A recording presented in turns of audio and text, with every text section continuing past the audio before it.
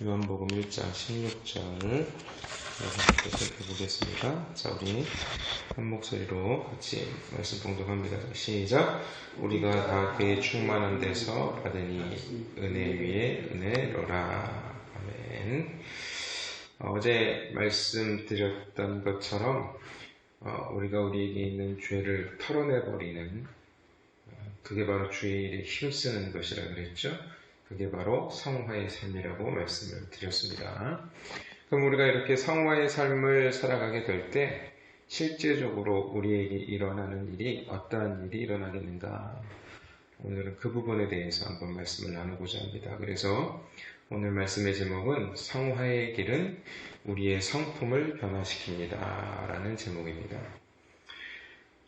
반드시 우리가 성화의 길을 가게 되면 우리 안에 있는 죄악들, 죄의 습성들, 죄의 그 찌꺼기들을 우리에게 붙어있는 이 더러운 진흙과 같은 더덕더덕 붙어있는 진흙과 같은 그러한 죄들을 털어내버리는 성화의 삶을 살아가게 되면 우리의 성품이 반드시 변화되어지게 되어 있습니다. 베드로후서 1장 2절로 4절 표준세번역 성경인데요. 제가 올려드렸습니다. 같이 한번 읽어보겠습니다. 자, 시작. 하나님과 우리 주 예수를 알므로써 은혜와 평화가 여러분에게 더욱 풍성해지기를 빕니다. 그리스도께서는 신적 권능으로 우리에게 생명과 경건에 이르게 하는 모든 것을 주셨습니다. 그것은 우리가 자기의 영광과 덕으로서 우리를 불러주신 분을 알았기 때문입니다. 그분은 그 영광과 덕으로 귀중하고 아주 위대한 약속들을 우리에게 주셨습니다. 그것은 이 약속들로 말미암아 여러분이 세상에서 정욕 때문에 부패하는 사람이 아니라 신적 성품에 참여하는 사람이 되게 하시려는 것입니다. 지금 사도 베드로가 예수 그리스도를 알므로 은혜와 평강이 성도들에게 더욱 많아지기를 기도하지요. 계속 여러분들에게 말씀을 드립니다만 우리가 하나님 아는 것, 하나님을 온전히 알게 될 때 우리는 은혜와 평강이 더욱 많아지게 되어 있는 것입니다. 무슨 말씀인지 아시겠죠? 하나님을 알아갈 때, 예수 그리스도를 알아갈 때, 더 깊이 그분을 알아갈 때 그분 안에 있는 은혜와 평강이 우리에게 더욱 많아지게 된다는 것입니다. 그래서 계속 말씀을 보시게 되면 그 알므로 그 예수 그리스도 안에 있는 신적 능력으로 생명과 경건이라고 하고 있죠. 경건이라는 건 뭐냐 하면 하나님에 대한 올바른 태도를 말하는 것입니다. 경건은 하나님에 대한 올바른 태도를 말하는 거예요. 그러면 여러분 하나님에 대한 올바른 태도는 뭘까요? 어렵지 않습니다. 하나님은 거룩하신 분이고 죄를 싫어하시는 분이고 그러니까 죄와 상관없는 분이시기 때문에 우리가 하나님 앞에 올바른 태도로 살아가는 것은 어떠한 상태를 말하는 겁니까? 죄를 짓지 않는 거죠. 죄를 짓지 않는 것입니다. 그래서 사실 우리가 어제도 말씀을 드렸습니다만 죄를 짓지 않고 살아갈 수 없는 그런 무능력한 인간이기 때문에 우리는 늘 날마다 우리 안에 있는 죄를 은혜로 발견하고 그 죄를 털어내는 존재로 살아가게 될 때 그것이 바로 경건의 삶이고 그것이 하나님께 대한 올바른 태도가 되는 것이며 그것을 경건이라고 하는 것입니다. 자, 그래서 그 영광의 덕을 아주 위대한 약속들을 우리에게 주셨는데 그 약속들로 말미암아 우리들이 세상에서 정욕 때문에 부패하는 사람이 아니라 은혜 위에 은혜를 잊게 되어 우리가 그 은혜의 인도함을 따라 살게 되면 우리는 날마다 더욱더 주님을 알게 되고 그 알미 우리를 생명과 경건에 이르도록 인도해 주신다는 것입니다. 그래서 결국 우리가 어떤 존재가 되는 거예요? 세상에서 정욕 때문에 부패하는 사람이 아니라 하나님의 성품에 참여하는 자가 된다는 것입니다. 하나님의 성품에 우리가 참여하게 된다는 건 무슨 말을 하는 거죠? 우리의 성품에 변화가 일어나게 된다는 거죠. 우리가 하나님을 믿고 난 이후에 우리의 성품이 변화되지 않는다면 그러니까 우리의 믿음은 가짜인 거예요. 조금씩 우리가 성화되어질 때 우리가 죄를 조금씩 털어낼 때마다 반드시 우리는 조금씩 더욱더 누구를 닮아지게 되어야 하냐 하면 하나님을 닮아가야 하는 것입니다. 그러니까 하나님을 알아야 하나님을 닮아가죠. 그러니까 연결이 이렇게 되는 것입니다. 하나님을 알아가는 것이 바로 뭐라 그랬어요? 은혜와 평강 가운데 더욱더 들어가게 되는 것이죠. 하나님을 알아가게 될 때 우리 안에 있는 죄성들을 발견하게 되겠죠. 하나님을 알아가게 될 때 우리의 성품이 하나님의 성품을 닮아가게 되겠죠. 예. 이렇게 우리를 생명과 경건에 이르도록 인도해 주시는 것이 우리 가운데 실제적으로 일어나고 있는 은혜 위의 은혜. 그 은혜 위의 은혜 속에 우리는 어떠한 모습으로 변화되어져 가냐 하면 하나님의 성품을 닮아가는 존재로 우리는 변화되어지게 되는 것입니다. 그렇다면 우리가 날마다 은혜 위의 은혜, 그 예수 그리스도를 알게 되는 것은 어떻게 우리가 알게 될까요? 그것은 바로 주님의 몸된 교회를 통해서 부어주시는 생명의 말씀을 통하여 우리는 더욱더 주님을 알게 되는 것이고 그 알므로 말미암아 성품이 변화되어지는 축복을 우리가 누리게 되는 것입니다. 그러면 그 하나님의 말씀은 바로 교회를 통해서 우리에게 공급해 주시는 것입니다. 에베소서 1장 23절 같이 읽어보겠습니다. 자, 시작. 교회는 그리스도의 몸이요 만물 안에서 만물을 충만케 하시는 분의 충만함입니다. 아멘. 보세요. 그리스도의 충만이 어떻게 우리에게 충만하게 부어집니까? 그리스도의 몸인 교회를 통해서 부어진다는 것입니다. 교회를 통해서 주시는 생명의 말씀이 바로 예수 그리스도께서 주시는 충만한 은혜인 것이죠. 그리고 성도는 그 말씀으로 말미암아 정욕 때문에 세상에서 썩어질 것을 피하여 신성한 성품에 참여하는 자가 되는 것입니다. 그러니까 이 교회라는 곳은 어떠한 곳이냐 하면 하나님을 알게 되는 것이고요. 그 하나님을 알므로 말미암아 늘 날마다 죄를 털어내며 회개하며 하나님 앞에 더욱더 한 발자국 나가는 것이고요. 그렇게 한 발자국 나갈 때마다 우리 안에 있는 기본적인 성품들이 이제 변화되어져 가는 거예요.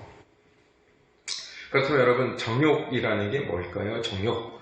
예? 정욕 때문에 세상에서 썩어질 것을 피하여 신성한 성품에 참여하게 된다는 건데, 그러니까 우리가 정욕에서 벗어나는 것이 우리가 하나님의 성품을 닮아가는 것이 되겠죠? 그럼 정욕이 뭔지를 우리가 알아야 됩니다. 제가 정욕을 사전에 따라서 찾아봤더니, 그 사전에 원어 성경에 있는 그 사전을 제가 찾아봤더니 이렇게 되어 있습니다. 자기 육체의 욕심을 따라 살아가는 것을 의미하는 것으로 자기 육체의 욕심을 따라 살아가는 것이 정욕이래요. 그리고 이렇게 말하고 있습니다. 자기 생의 중심을 자기 안에서 발견하고 그러니까 자기 생애, 자기의 삶의 중심을 자기 안에서 발견해요. 그럼 여러분, 우리 하나님을 믿는 사람들은, 예수 그리스도의 사람들은 우리의 삶의 중심을 어디에서 발견해야 돼요? 예수님 안에서 발견해야 되는 거잖아요.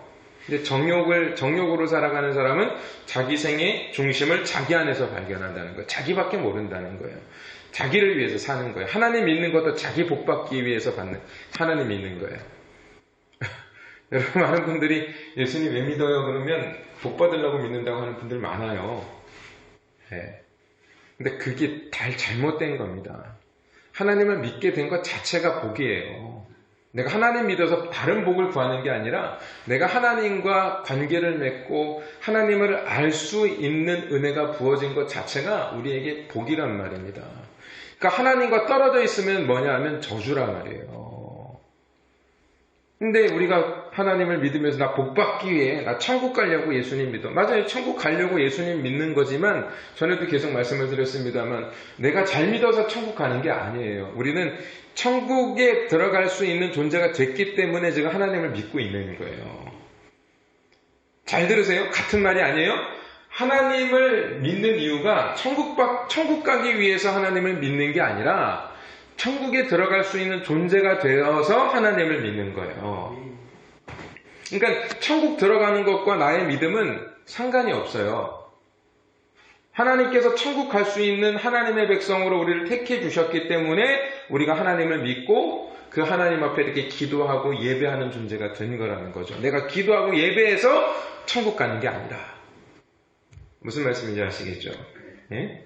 그래서 그러한 일들, 그래서 하나님께서는 그 택함을 받아서 하나님을 예배하고 하나님을 찬송하고 그 하나님의 백성으로 인침을 받은 자들을 모아놓고 그들을 내 몸이다 하면서 교회라는 이름을 주신 거라는 거죠. 그러니까 그 하늘의 풍성한 것들을 이 하나님께 택함을 받아 이미 복을 받은 자들에게 계속 부어주시기 위하여 이 교회를 우리의 주님의 몸으로 세워주신 것입니다. 우리 옹골 모자이크 교회도 그렇게 세워주신 거란 말이에요. 그러니까 여러분, 우리가 하나님의 말씀을 듣는 것이 얼마나 중요한지 모릅니다. 자, 그러니까 성경은 성령과 동행하게 될 때, 그 성령이시라는 분은 진리의 영이시고 말씀의 영이시죠. 그 성령과 동행하게 될 때 우리는 이 정욕, 욕망으로부터 벗어날 수 있으며 이겨낼 수 있다라고 성경은 말씀하고 있는 것입니다. 로마서 8장 9절 읽어보겠습니다. 자, 시작. 만일 너희 속에 하나님의 영이 거하시면 너희가 육신에 있지 아니하고 영이 있나니 누구든지 그리스도의 영이 없으면 그리스도의 사람이 아니라. 어제 성화가 뭐라 그랬어요? 아까도 말씀드렸지만 성화는 우리 가운데 있는 죄의 습성들을 털어내버리는 거라 그랬죠? 그런 일이 우리에게 일어나고 있는 것이 은혜라고 했죠? 예? 하나님의 영이 거하시면 우리는 육신, 즉 욕심을 따라가지 않고 세상의 중심에 자기라는 존재를 내려놓게 되는 것이죠. 그때 일어나는 일이 바로 뭐냐 하면 성품의 변화입니다. 그러니까 정욕을, 자기중심적인 생각을 가지고 정욕을 가지고 살던 자들이 성령이 임하셔서 그 성령의 인도함을 따라 살아가게 될 때, 그 하나님을 알게 되는 축복 속에 거하게 될 때, 그 하나님의 성품을 알게 되는 은혜 속에 거하게 될 때 어떤 일이 일어나는 거예요? 자기중심적인 생각에서 벗어나게 된다는 거죠. 그때 반드시 동반적으로 일어나는 것이 뭐냐 하면 성품의 변화예요. 여러분, 우리가 보통 싸울 때 왜 싸웁니까? 다른 사람과 싸울 때 왜 싸우죠? 그 사람이 나를 건드려서잖아요. 근데 그 건드릴 때 우리 안에 자기중심적으로 생각하게 되면 이 싸움이, 둘 다 자기중심적으로 생각하면 이 싸움이 끝나요, 안 끝나요? 절대로 끝나지 않습니다. 나는 상대방은 내가 자기의 마음에 합했으면 좋겠고, 나는 저 사람이 내 마음에 합했으면 좋겠잖아요. 그러면 어떻습니까? 그 사람도 마음을 굽히지 않고 나도 마음을 굽히지 않으면 계속 무슨 일이 일어나죠? 싸움밖에 없는 거예요. 거기에서 분노가 일어나는 겁니다. 무슨 말씀인지 아시겠죠? 왜 내 말을 안 듣지 저 인간? 그러니까 분노함이 일어나는 거죠. 근데 나라는 존재, 자기중심적인 생각을 버리게 되면 어떻게 될까요? 그리고 그 상대방의 마음을 헤아리고 이해해 주려고 한다면 어떻게 될까요? 내 마음이 분노하게 될까요? 아니에요. 그러니까 그 분노가 사그라들고 내가 그렇게 다른 사람들의 마음을 헤아려 주게 될 때 덩달아서 우리의 성품은 어떻게 될까요? 우리의 성품이 괴팍해질까요? 온유해질까요? 온유해지는 거예요. 그러니까 하나님의 길을 따라가게 될 때 우리는 반드시 성품의 변화가 일어나는 것입니다. 그래서 이 성품이 변화되어지게 될 때 반드시 또 더불어서 변화되어지는 게 있어요. 그게 뭐냐 하면 우리의 혀라는 거예요. 자, 사무엘하 23장 2절 같이 읽어보겠습니다. 시작. 여호와의 영이 나를 통하여 말씀하시며 그의 말씀이 내 혀에 있도다. 뭐가 자기 혀에 있대요? 하나님의 말씀이 자기 혀에 있대요. 여러분들은 어떻습니까? 여러분들에게도 하나님의 말씀이 여러분들의 혀에 있습니까? 예? 여호와의 영이 우리 안에 거하시면 우리는 육에 있지 아니하고 영이 있는데, 결국 여호와의 영과 함께 영으로 가는 자들은 그들의 혀에 하나님의 말씀이 배어있게 되어 있다는 거죠. 성품이 바뀌게 되면 사용하는 말이 바뀌게 되는 것입니다. 그러니까 여러분, 우리가 분노할 때 사용하는 말과 온유할 때 사용하는 말이 같습니까? 틀립니까? 다르죠? 그러니까 어떤 사람이 나에게 온유한 마음을 가지고 말하는 것과 분노하는 마음을 가지고 말하는 것이 우리가 듣기에도 다르죠? 그죠? 이 목사가 앞에서 이야기할 때 부드럽게 이야기하지 않고 그냥 승질내면서 말하면 은혜가 되겠습니까? 은혜가 안 된단 말이에요. 네? 그래서 여러분, 우리의 혀를 잘 사용하셔야 됩니다. 먼저 내 마음이 온유해지기를 기도하시고, 그 온유함 속에 내 혀에, 내 마음에 하나님의 말씀, 그러니까 혀라는 것은 결국은 마음에 관한 거예요. 내 마음에 있는 것이 내 혀를 통해서 말로 표현이 되는 거지 않습니까? 내 마음이 온유해져서 정말로 내 마음에 하나님의 말씀이 있어서 내 혀에 하나님의 말씀이 나오도록 인도해달라고 기도하시는 여러분들이 되시기를 주님의 이름으로 부탁을 드립니다. 그래서 시편 35편 28절에 또 이렇게 말씀하고 있어요. 자, 같이 읽어보겠습니다. 시작. 나의 혀가 주의 의를 말하며 종일토록 주를 찬송하리이다. 나의 혀가 뭘 한대요? 주의 의를 말하고 또 주의 이름을 뭐 하는 거예요? 찬송한다는 것입니다. 언제? 종일토록. 그러니까 여러분, 우리의 말이, 우리의 혀가 늘 주님의 의를 말하는 혀가 되고 늘 종일토록 주님을 찬송하는 혀가 되기를 늘 기도하시고 그걸 간절히 원하시기를 바랍니다. 마가복음 7장 33절 34절 보겠습니다. 시작. 예수께서 그 사람을 따로 데리고 무리를 떠나서 손가락을 그의 양귀에 놓고 침을 뱉어 그의 혀에 손을 대시며 하늘을 우러러 탄식하시며 그에게 이르시되 에바다 하시니 이는 열리라는 뜻이라. 그러니까 귀 먹고 말 못하는 사람에게, 그러니까 듣는 것과 말하는 것은 연결이 되죠. 못 듣는 분들이 말도 못하시죠. 그죠? 그러니까 듣는 것이 중요한 거예요.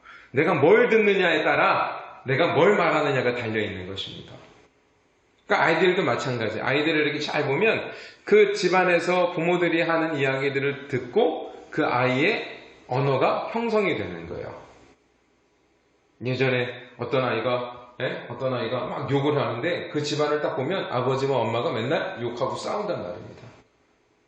그러니까 우리가 어디에 귀를 기울이고 있느냐, 우리가 하나님의 말씀에 귀를 기울이고 있을 때 우리의 성품이 하나님을 닮아가게 되는 것이고 우리의 혀도 하나님의 것을 닮아가게 되고 하나님의 것을 말하게 되는 것이겠죠. 근데 우리는 스스로 못해요. 그러니까 지금 예수님께서 이 땅에 오셔서 내가 너희들의 듣는 것과 너희들이 말하는 것이 어떻게 변화되어질 것인가에 대해서 이 하나의 사건을 통해서 우리에게 보여주시는 거예요. 지금 예수님께서 어떻게 하십니까? 귀 먹고 말 못하는 사람을 따로 데리고 가셔서 뭘 하냐 하면 침을 퇴 뱉어가지고 귀에다가 안수해 주시고 또 이 더럽게 혀에도 안수를 해주시는 거예요. 침 뱉어가지고 이렇게 손을 이렇게 여기다 넣는데 사실 되게 더럽잖아요, 사실은. 근데 왜 예수님께서 이렇게 더럽게 침을 뱉어서 안수를 해주셨을까? 저는 깊이 생각을 해봤었는데요. 그래서 이 침이 과연 무엇을 상징할까라고 찾아봤더니, 근데 이게 성경에는 뭐 안 나와 있는 부분이지만 의학적으로 이 침이 피하고 성분이 같대요. 이 피가 이렇게 침샘을 걸려져서 침이 된대요. 그러니까 우리가 지금 태태 뱉는 침이 결국은 피예요. 무슨 말씀인지 아시겠죠? 그러니까 지금 예수님께서 침을 뱉어서 안수하신 것은 지금 어떠한 은혜를 이 사람에게 부어주는 것을 보여주고 있는 거예요? 예수 그리스도의 피 뿌림의 은혜.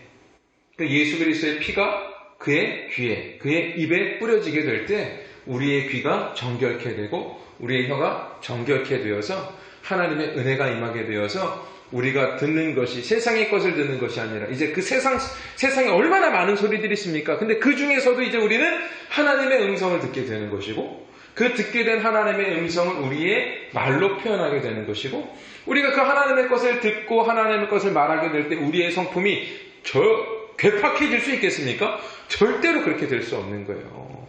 온유해지는 거예요. 부드러워지는 거예요. 많은 사람들에게 말 한마디를 해도 따뜻해주는 존재가 되는 거예요. 저도 사실 그걸 잘 못해요. 예? 저도 잘 못해가지고 저도 계속 성화되어줘야 되는 존재죠. 그렇게 될 때 어떤 일이 일어나는 거예요? 지금 예수님께서 에바다의 축복을 주신다 그러죠. 근데 예수님께서 이것을 되게 안타까워하신 거예요. 이 마가복음 7장 34절을 보시면 이렇게 말씀하잖아요. 하늘을 우러러 탄식하시며. 그러니까 이 땅에 있는 하나님의 백성들이 그 귀가 막히고 입이 막혀서 엉뚱한 것을 듣고 엉뚱한 것을 말하면서 이 세상 속에서 자기의 정욕을 위해 살아가는 인간의 모습을 보고 예수님은 굉장히 가슴 아파하시는 거예요. 그래서 예수님은 그것을 어떻게 고쳐주시는 거예요? 당신의 몸을 찢어서 십자가에서 죽으셔서 당신의 피를 뿌려서 우리의 귀와 우리의 입을 정결케 하셔 우리를 하나님의 거룩한 성품에 참여하는 자가 되도록 우리를 인도해 주신 것입니다. 그래서 오늘 이 아침에 오늘도 주님의 은혜 속에 거하셔서 주님의 피뿌림의 은혜 속에 거하셔서 주님의 피는 결국 우리에게 말씀으로 뿌려지는 것입니다. 하나님의 말씀으로 뿌려지는 거예요. 오늘도 생명의 말씀, 진리의 말씀을 우리에게 뿌려주셔서 제 귀가 정결케 되어 하나님의 음성을 듣게 하시고 또 그 들은 것을 내가 말하는 존재가 되게 하시고 그 말하는 것이 나의 성품에 배어 나올 수 있도록 역사하여 주옵소서. 그렇게 기도하셔서 그 에바다의 축복이 여러분들에게 있는 그러한 은혜가 있기를 주님의 이름으로 축원드리겠습니다. 기도하겠습니다. 하나님 감사합니다. 정말로 우리는 하나님의 말씀을 온전히 듣지도 못하고 또 말하지도 못하며 오직 자기의 정욕, 자기의 생의 중심이 바로 자기라는 존재가 되어 오직 자기라는 존재만을 위하여 살아왔던 것이 바로 우리의 모습이었습니다. 하나님, 그러나 그러한 우리를 하나님께서 보며 탄식하시며 그러한 우리들에게 당신의 피를 뿌려주셔서 우리의 혀와 또 우리의 마음을 정결케 하여 주셔서 또 하나님의 것들을 들을 수 있는 귀를 우리에게 허락하여 주셔서 이제 우리가 성품이 변화되어지고 우리가 말하는 것들이 변화되어지는 하나님의 사람으로 살아가게 하여 주셨음에 감사를 드립니다. 아버지 하나님, 날마다 우리에게 그렇게 하나님의 은혜로 살아가면서도 자꾸만 우리는 끓어오르는 분노를 주체할 수 없을 때가 많음을 고백합니다. 하나님, 그럴 때마다 아버지 하나님이여 우리가 그 끓어오르는 정욕과 분노함 속에 살아가지 않게 하시고 그것을 끌어낼 수 있는 믿음을 허락하여 주시고 또 우리 안에 내주하시는 그 성령님의 역사하심을 따라 우리가 우리의 감정을 조절하게 하시고 또 우리의 분노함을 수그러뜨릴 수 있도록 인도하시고 그러하여서 날마다 온유함으로 세상 사람들을 대하며 온유함으로 하나님의 의를 증거하며 살아갈 수 있는 우리의 모습이 될 수 있도록 우리를 축복하시고 인도하여 주옵소서. 감사드리며 살아계셔서 역사하시는 우리 주 예수 그리스도의 이름으로 기도드립니다. 아멘. 하늘에 계신 우리 아버지여, 이름이 거룩히 여김을 받으시오며 나라의 마옵시오며 뜻이 하늘에서 이루어진 것 같이 땅에서도 이루어지이다. 오늘날 우리에게 일용할 양식을 주옵시고 우리가 우리에게 죄 지은 자를 사하여 준 것 같이 우리의 죄를 사하여 주옵시고 우리를 시험에 들지 말게 하옵시며 다만 악에서 구하옵소서. 나라와 권세와 영광이 아버지께 영원히 있사옵나이다. 아멘.